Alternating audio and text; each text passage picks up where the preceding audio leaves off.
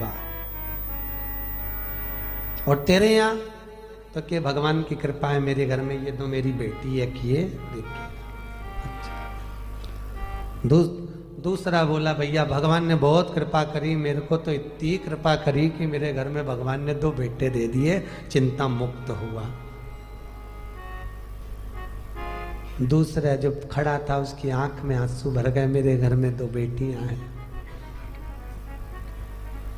फिर बोला अच्छा हुआ भगवान ने मुझे बेटे दिए। कहाँ बेटी उन पढ़ने जाए, कॉलेज जाए, उनको लेने जाओ, छोड़ने जाओ, उनका ध्यान रखो, इसलिए अच्छा है घर में बेटे हो गए। भगवान ने अच्छा मेरे घर में बेटी नहीं दी। इतने में पास में बेटी खड़ी थी, बेटी ने अंकल का कुर्ता खींचा। अंकल, ओ अंकल। हाँ बेटा बोल। अंकल भगवान बेटी हमेशा मन वाले को, दिल वाले को और किस्मत वाले को देता है, भगवान बेटी कभी भिखारी को नहीं देता। उस छोटी सी लड़की ने, छोटी सी बेटी ने अंकल का कुर्ता खींच कर दी, कहा कि भगवान बेटी हमेशा दिल वाले को, किस्मत वाले को, भाग्य वाले को देता है, भिखारी को नहीं देता। जिसका मन ही नहीं है दान देने का, जो बहन तक को तो कभी 1 रुपया निकाल के नहीं दे, कभी ननन तक को अठन्नी नहीं दे, भगवान ऐसे के घर में क्या छोरी देगा, क्या देगा? भगवान बेटी उसको देता है जिसका मन बड़ा।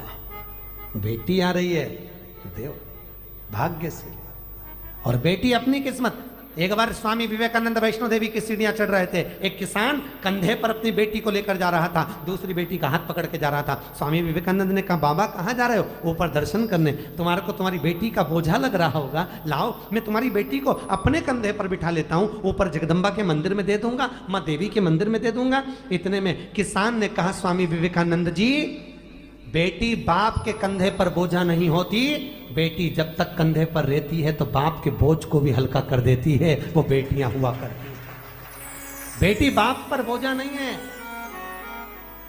जिस बाप को बेटी बोझा लगे वो बाप नहीं हो सकता। किस्मत वाले हैं।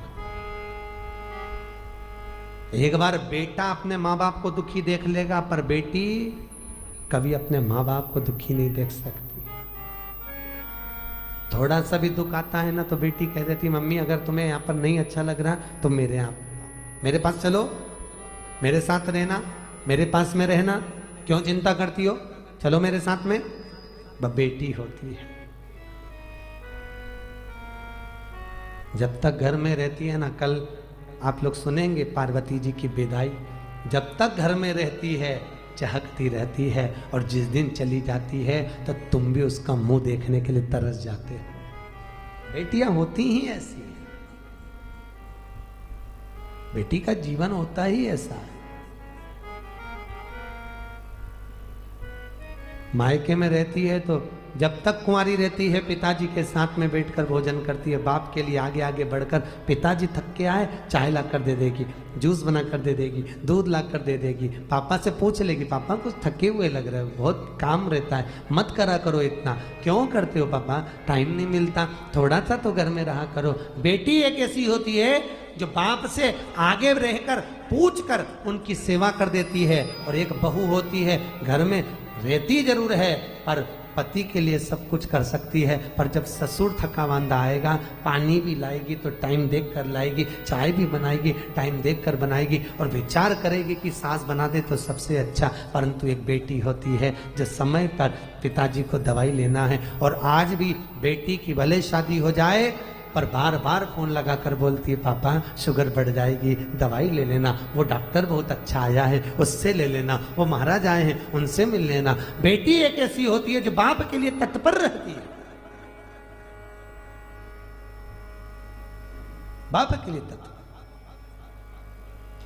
और पर गांव में जब बेटियां ब्याहती हैं, बहुत दूर गांव अगर बेटी को ब्याह दिया, बहुत दूर भेज दिया, तो बेटी भी तरस जाती है अपने माँ बाप से मिलने के लिए, परिवार से मिलने के लिए। और ऐसी कोई माँ नहीं जिसको मायके की याद नहीं आती हो। बूढ़ी से बूढ़ी को भी राखी पर, त्योहार पर, ऋषि पंचमी पर अपने मायके की याद आ जाती है, तो वो भी कह देती है तुम सब मायके चली जाओगी, घर में कोई तो रहे, एक काम करो पाकिट में 4 राखी रख दो, थोड़ी सी कंकु चावल रख दो, मेरे वीरा के लिए, मेरे भाई के लिए भेज दो।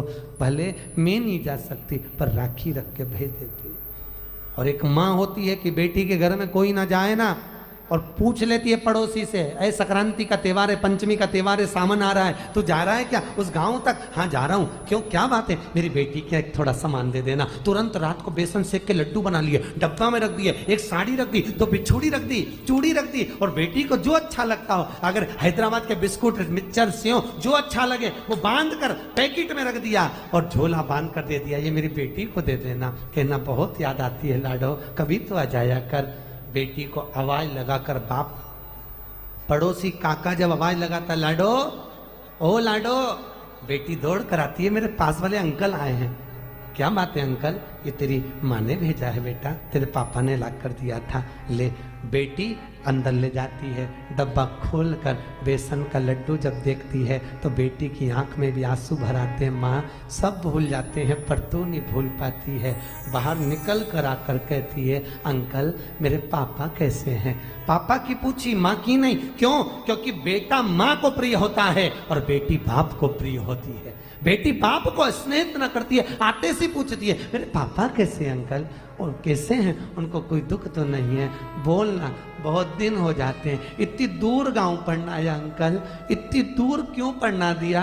मेरे बाबुल को देखने के लिए तरस जाती हूँ, कभी मिल ही नहीं पाते। भैया भी नहीं आता, 30 त्योहार पर शहर में आता, काम करके निकल जाता, मेरे पास नहीं आता। क्यों? मैं उससे कुछ मांगती नहीं, मुझे कुछ नहीं चाहिए, 500 का नोट भी नहीं चाहिए, 1 रुपया नहीं चाहिए, साड़ी भी नहीं चाहिए, मैं आ नहीं सकती। घर आती हूँ तो मेरी भाभी को ऐसा लगता है कि ननंद आ गई, खूब लेकर चली जाएगी। मैं कौन समझाए भाभी, मुझे किसी चीज की कमी नहीं है। मेरे माँ बाप जब तक जिंदा हैं मेरा आने का मन करता है, मुझे बुलाते क्यों नहीं हो?